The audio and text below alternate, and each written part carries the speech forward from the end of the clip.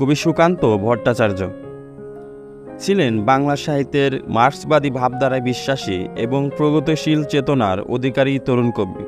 মাত্র ২১ বছর বয়সে প্রতিভাধর কবির দেহাবসান ঘটলেও সামান্য কয়েক বছরে আশ্চর্য কবিত্ব শক্তির পরিচয় দিয়ে অশেষ খ্যাতি অর্জন করেছেন কবি সুকান্ত ভট্টাচার্য। জন্ম ও পরিবার। পিতা নিবারণ ভট্টাচার্য, মা সুনীতি দেবী। ১৯২৬ সালের ১৫ই আগস্ট তিনি তার মাতামহের বাড়ি কলকাতার কালীঘাটের ৪৩ মহিম হালদার স্ট্রিটের বাড়িতে জন্মগ্রহণ করেন। এক নিম্নবিত্ত পরিবারের জন্ম। তার পৈতৃক নিবাস গোপালগঞ্জ জেলার কোটালীপাড়া উপজেলার অন্তর্গত উনশিয়া গ্রামে। বেলেঘাটা দেশবন্ধু স্কুল থেকে ১৯৪৫ সালে প্রবেশিকা পরীক্ষায় অংশগ্রহণ করে অকৃতকার্য হন। এ সময় ছাত্র আন্দোলন ও বামপন্থী রাজনৈতিক কর্মকাণ্ডে যুক্ত হওয়ায় তার আনুষ্ঠানিক শিক্ষার সমাপ্তি ঘটে। সুকান্তের বাল্যবন্ধু ছিলেন কবি অরুণাচল বসু। সুকান্ত সমগ্রতে লেখা সুকান্তের চিঠিগুলোর বেশিরভাগই অরুণাচল বসুকে লেখা। অরুণাচল বসুর মাতা কবি সরলা বসু সুকান্তকে পুত্র স্নেহে দেখতেন।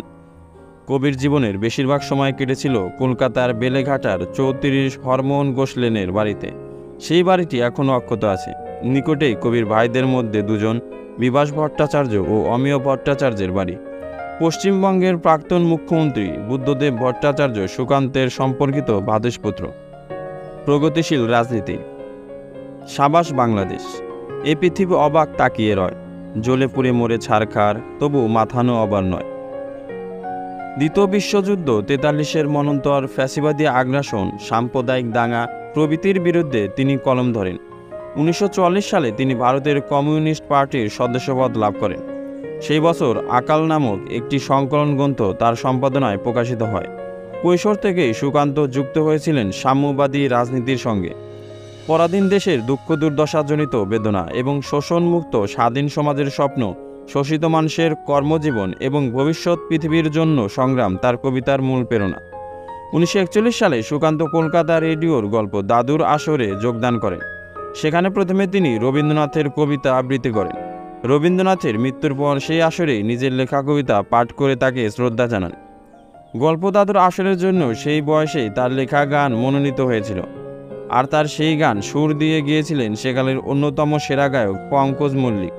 সুকান্তকে আমরা কবি হিসাবেই জানি, কিন্তু রবীন্দ্রনাথ যেমন কেবলমাত্র কবি ছিলেন না, সাহিত্যের সকল ক্ষেত্রে তার ছিল অবাধ বিচরণ, তেমনি সুকান্ত ওই বয়সেই লিখেছিলেন কবিতা ছাড়াও গান, গল্প, নাটক এবং প্রবন্ধ। তার ছন্দ ও আবৃত্তি প্রবন্ধটি পাঠেই বেশ বোঝা যায় ওই বয়সেই তিনি বাংলা ছন্দের প্রায়োগিক দিকটি শুধু আয়ত্ত আনেননি, সে নিয়ে ভালো তাত্ত্বিক দক্ষতাও অর্জন করেছিলেন। সাহিত্যকর্ম। ৮-৯ বছর বয়স থেকেই সুকান্ত লিখতে শুরু করেন। স্কুলের হাতে লেখা পত্রিকা সঞ্চয়ে একটি ছোট্ট হাসির গল্প লিখে আত্মপ্রকাশ করেন। তার দিন কয়েক পরে বিজন গঙ্গোপাধ্যায়ের শিকা কাগজে প্রথম ছাপার মুখ দেখে তার লেখা বিবেকানন্দের জীবনী। মাত্র ১১ বছর বয়সে রাখাল ছেলে নামে একটি গীতিনাট্য রচনা করেন। এটি পরে তার হরতাল বইতে সংকলিত হয়। বলে রাখা ভালো, পাঠশালাতে পড়বার কালে ধ্রুব নাটিকার নাম ভূমিকাতে অভিনয় করেছিলেন সুকান্ত। সপ্তম শ্রেণীতে পড়ার সময় বাল্যবন্ধু লেখক অরুণাচল বসুর সঙ্গে মিলে আরেকটি হাতে লেখা কাগজ সপ্তমিকা সম্পাদনা করেন। অরুণাচল তার আমৃত্যু বন্ধু ছিলেন। মার্ক্সবাদী চেতনায় আস্থাশীল কবি হিসাবে সুকান্ত কবিতা লিখে বাংলা সাহিত্যে স্বতন্ত্র স্থান করে নেন। সুকান্তকে বলা হয় গণমানুষের কবি। অসহায়, নিপীড়িত, সর্বহারা মানুষের সুখ দুঃখ তার কবিতার প্রধান বিষয়। অবহেলিত মানুষের অধিকার আদায়ের স্বার্থে ধনী মহাজন অত্যাচারী প্রভুদের বিরুদ্ধে নজরুলের মতো সুকান্তও ছিলেন সক্রিয়। যাবতীয় শোষণ বঞ্চনার বিপক্ষে সুকান্তের ছিল দৃঢ় অবস্থান। তিনি তার কবিতার নিপুণ কর্মে দূর করতে চেয়েছেন শ্রেণী বৈষম্য। মানবতার জয়ের জন্য তিনি লড়াকু ভূমিকায় অবতীর্ণ হয়েছেন। অসুস্থতা, অর্থাভাব তাকে কখনো দামিয়ে রাখেনি। মানুষের কল্যাণের জন্য সুকান্ত নিরন্তর নিবেদিত থেকেছেন। তিনি মানবিক চেতনায় উজ্জীবিত হয়ে বিদ্রোহের ডাক দিয়েছেন।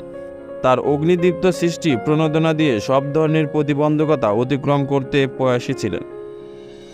মানবিক চেতনায় উদ্বুদ্ধ কবি সুকান্ত ভট্টাচার্য বাংলা কাব্যধারায় প্রচলিত প্রেক্ষাপটকে আমূল বদলে দিতে পেরেছিলেন। সুকান্ত কমিউনিস্ট পার্টির পত্রিকা দৈনিক স্বাধীনতার কিশোর সভা বিভাগ সম্পাদনা করতেন। মার্ক্সবাদী চেতনায় আস্থাশীল কবি হিসাবে সুকান্ত কবিতা লিখে বাংলা সাহিত্যে স্বতন্ত্র স্থান করে নেন। তার কবিতায় অনাচার ও বৈষম্যের বিরুদ্ধে প্রবল প্রতিবাদ পাঠকদের সংকুচিত করে তোলে। গণমানুষের প্রতি গভীর মমতায় প্রকাশ ঘটেছে তার কবিতায়। তার রচনাগুলির মধ্যে বিশেষভাবে উল্লেখযোগ্য ছাড়পত্র, পূর্বাভাস, মিঠে করা, অভিযান, ঘুম নেই, হরতাল, গীতিগুচ্ছ প্রভৃতি। পরবর্তীকালে উভয় বাংলা থেকে সুকান্ত সমগ্র নামে তার রচনাবলী প্রকাশিত হয়। সুকান্ত ফ্যাসিবাদ বিরোধী লেখক ও শিল্পী সংঘের পক্ষে আকাল নামে একটি কাব্যগ্রন্থ সম্পাদনা করেন। সুকান্তের কবিতা বিষয় বৈচিত্র্য ও লৈখিক দক্ষতার অনন্য। সাধারণ বস্তুকেও সুকান্ত কবিতার বিষয় করেছেন। বাড়ির রেলিং ভাঙা, সিঁড়ি উঠে এসেছে তার কবিতায়। সুকান্তের কবিতা সব ধরনের বাধা বিপত্তিকে জয় করতে শেখায়। যাপিত জীবনের দুঃখ যন্ত্রণাকে মোকাবেলা করার সাহস সুকান্তের কবিতা থেকে পাওয়া যায়। তারুণ্যের শক্তি দিয়ে উন্নতিশীলে মানুষের মর্যাদার জন্য মানুষকে প্রস্তুত হওয়ার আহ্বান সুকান্তের কবিতায় লক্ষণীয়। সুকান্তের কবিতা সাহসী করে, উদ্দীপ্ত করে। তার বক্তব্য প্রধান সাম্যবাদী রচনা মানুষকে জীবনের সন্ধান বলে দেয়। স্বল্প সময়ের জীবনে তিনি বাংলা সাহিত্যকে অনেক কিছু দিয়ে গেছেন। রবীন্দ্রনাথ, নজরুল, দ্বিজেন্দ্রলাল রায়, জীবনানন্দ দাশ সহ সে সময়ের বড় বড় কবির ভিড়ে তিনি হারিয়ে যাননি। নিজের যোগ্যতার স্বাক্ষর রেখে গেছেন নিজ প্রতিভা, মেধা ও মননে। সুকান্ত তার বয়সিক সীমাবদ্ধতাকে অতিক্রম করেছেন তার পরিণত ভাবনায়। ভাবনাগত দিকে সুকান্ত তার বয়স থেকে অনেক বেশি এগিয়েছিলেন। মৃত্যু। একাধারে বিপ্লবী ও স্বাধীনতার আপোষহীন সংগ্রামী কবি সুকান্ত ছিলেন কমিউনিস্ট পার্টির সারাক্ষণের কর্মী। পার্টিও সংগঠনের কাজে অত্যাধিক পরিশ্রমের ফলে নিজের শরীরের উপর যে অত্যাচারটুকু তিনি করলেন, তাতে তার শরীরে প্রথম ম্যালেরিয়া ও পরে দুরারোগ্য ক্ষয় রোগে আক্রান্ত হয়ে 1947 সালের 13 মে মাত্র 21 বছর বয়সে কলিকাতার 119 লাউডন স্ট্রিটের রেড এড কিউর হোমে মৃত্যুবরণ করেন। সুকান্ত ভট্টাচার্যের জীবন মাত্র 21 বছরের, আর লেখালেখি করেন মাত্র 6-7 বছর। সামান্য এই সময়ে নিজেকে মানুষের কবি হিসাবে প্রতিষ্ঠিত করে গেছেন। তার রচনা পরিসরের দিক থেকে স্বল্প, অথচ তা ব্যক্তির দিক থেকে সুদূর প্রসারী।